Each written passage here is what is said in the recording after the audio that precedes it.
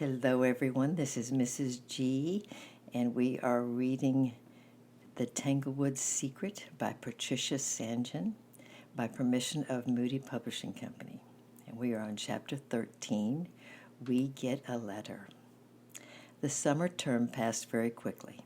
Phil and I spent long, happy evenings on the common playing cricket, and early in the mornings we often climbed the hills to watch the larks spring up from the bracken and fly high up into the sunrise. We loved to lie silently on the tops of the hills in the early morning and then race home for breakfast. The summer holidays had come around again before we heard from Terry. All summer he had been in a children's hospital in Birmingham, and from time to time we got news of him from Dr. Patterson.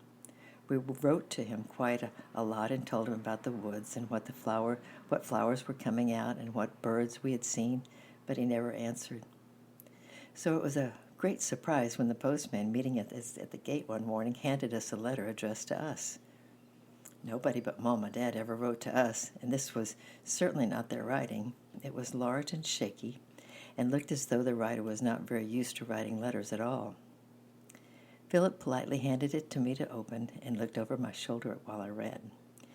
Dear Philip and Ruth, it said, I am come home now, and I has to stay in bed. Please come and see me. From Terry. My address is Willow Cottage, The Hollow, Tanglewoods.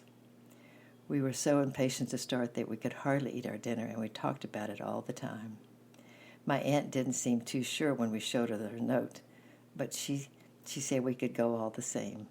I only hope it's a clean cottage, and don't stay too long, will you? As soon as dinner was over, we raced to our rooms to hunt in our drawers, for we wanted to take Terry a present. I found a bar of chocolate, and Philip found a catapult, so we wrapped them up in separate parcels and put them in our pockets. Then we rushed out the front door and set off for Tanglewoods. Tanglewoods was such a little village that it was really quite difficult to tell when you got there. There was a shop that sold groceries and candles and cattle food and medicines and cough mixtures, and they had a post office in one corner. Farther on was a tiny church with some old tombstones falling backwards. But the real Tanglewoods consisted of scattered farms and cottages along the low hills and barns and outhouses hidden among the hop yards. No one knew where Tanglewood started or ended, so Terry's address took us some time to find. We came through the woods, down over the hill, where the view in the front reminded us of a patchwork quilt. Everywhere we looked, we saw risings and hollows and little hills and valleys, and we stood for a little while guessing which particular hollow Terry lived. There was no one in sight, and we made our way to the nearest farm to ask the way. We found a woman churning milk in a cool stone dairy. She came to the door and pointed further down the valley. You'll be meeting that tumble-down place down Sheep's Hollow. There's a gypsy sort of woman lives there with her boy. She's been up begging a lot of times. Follow the track down through the grouse bushes and then follow the brook. It leads right down into the hollow. We thanked her and went on, and she stood staring at us curiously, as though she would like to know our business at Willow Cottage. But we did not want to be held back, and we hurried down the hill as fast as we could until we could see the cottage in the hollow laying just below us, with its broken chimney pot and holes in the roof where the slats had broken off. It was a dark little hollow that had once been part of the quarry, although the clematis had covered up the bare rocks and made a green curtain around its sides. The stream trickled through it was stagnant, slimy ooze, and we wondered why anyone would have chosen to build a cottage in such a damp, cheerless spot when there was all the open hillside to choose from. But we later learned from Terry that it had been built as a hut for storing dynamite for the quarry, and only later made into a house. It looked so miserable and deserted, with its broken windows stuffed with rags and needles growing around the door, that we hung back half frightened. Surely Terry couldn't live here, for as we stood hesitating at the door of the hollow, the door opened and a woman appeared and stood staring back at us. We knew that she was Terry's mother because of her great black eyes, but even so we felt afraid of her. She was a big, powerful woman with dark skin and black, untidy hair gathered back in her handkerchief. Her face was hard and unhappy, and she looked at us as if she disliked us. Nobody spoke for a moment or two, and then the woman broke the silence. "Well," she asked, "what do you children want?" We came forward slowly. "Please," exclaimed Philip. "Terry wrote us a letter to come and see him, so we came, and we're so glad that he's well enough to come home." The woman's face did not look any happier. "Are you the children who was with my Terry when he fell?" she asked suspiciously. "Yes," we answered rather guiltily. "You didn't ought to let him done that," she muttered. "Still, he's been carrying on something awful about you two coming to see him, so you better come on in." She jerked the door back roughly and led the way inside. We followed, and I slipped my hand into Philip's and held it tightly.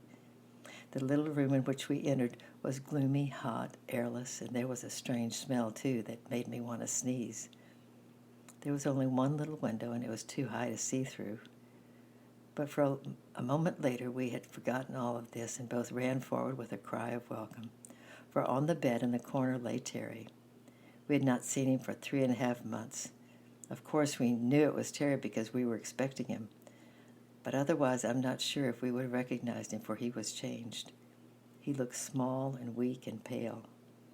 He did not smile at us, but his face had grown so sullen and happy that he looked as though he hardly knew how to smile. But he held out his hand, and he said that he was really pleased to see us, and he'd been looking for us ever since morning. We said just as seriously that we were very pleased to see him, and then there was a long silence because none of us could think of anything to say. Philip broke it off at last by asking how Terry enjoyed the hospital. "'Twarn't bad," Terry admitted, "but I got fed up lying so still and nothing to look at but them streets. And here it's just as bad. Nothing to look at but that there wall. The window's too high up there to see out of, and if I could, there'd be nothing to see but the side of the hollow." "Couldn't we carry your bed outside?" I asked, looking doubtfully at the heavy iron bedstead for which he lay. He shook his head. "Couldn't get it through the door without taking it to pieces," he replied gloomily. "And you can't move me off of it. Me back hurts too bad." "Haven't you any books?" we asked. "I ain't much at reading," he answered, "although I've enjoyed 'em if they got pictures in 'em. But what I want to see is hills and birds and animals and things." His voice shook a little, and his big eyes filled with tears. Poor, tired, cross little Terry. We both felt dreadfully sorry for him, and we didn't know how to comfort him. "I'll bring you all my bird books," said Philip, who was looking most upset. "We'll come over so often and tell you what things are looking like, and then when you're gone, you can shut your eyes and pretend you're seeing them.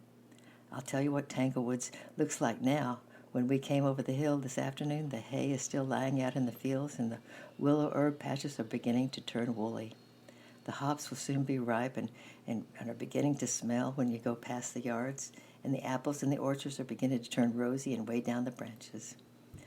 Oh, and I think they'll cut the harvest very soon because the wheat is ripe and the wind makes nice sounds in it. And I saw Mr. Lake getting out his tractor. And there are lots of flowers. We'll bring you some next time, and some apples." Terry seemed pleased, and a faint pink tinge crept into his almost colorless cheeks. "You're going to the hops field?" he asked sadly. "We might," I answered, "if Annie will let us. We could earn some money then, couldn't we, Philip, to help with the camera?" "I used to earn a lot of money down at the hops yard," said Terry, "enough to buy me a pair of winter boots.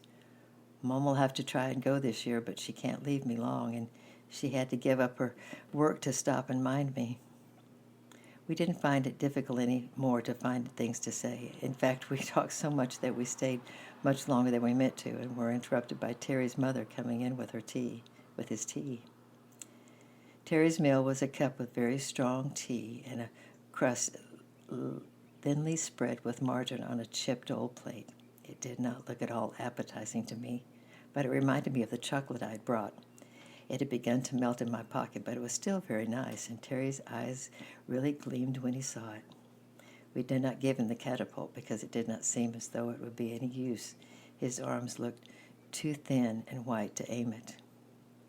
"Terry," asked Philip, just as we were leaving, "when are you going to be able to get up and play with us again?" He did not answer for a minute, but the frightened, unhappy look came back into his eyes. "Maybe never," he whispered. "They think I don't know, but down at the hospital I heard the doctors talking to the nurse, and he said, 'It's all up with him, poor little chap. I can't do nothing for him.' And I think that's maybe why they let me mom take me home. They can't do nothing more to make me better." We were horrified to hear this, and once again we could think of nothing to say to comfort poor Terry.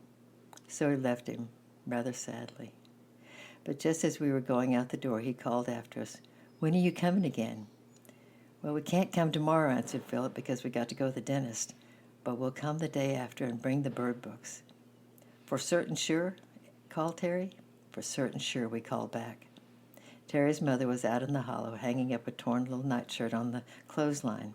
She gave us a sour glance, but did not speak. And when we said good afternoon, she only grunted.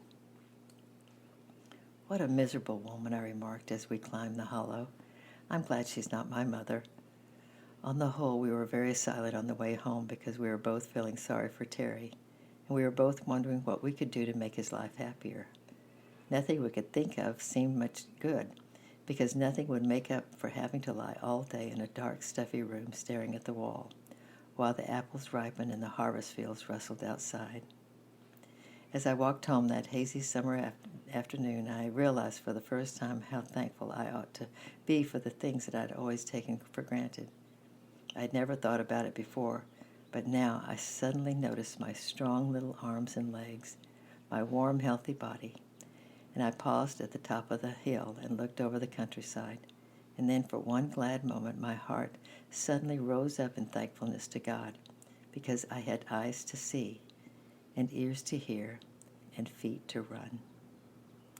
Tomorrow will be Chapter 14, A Moonlight Adventure. I love you, and I'm praying for you. Bye-bye.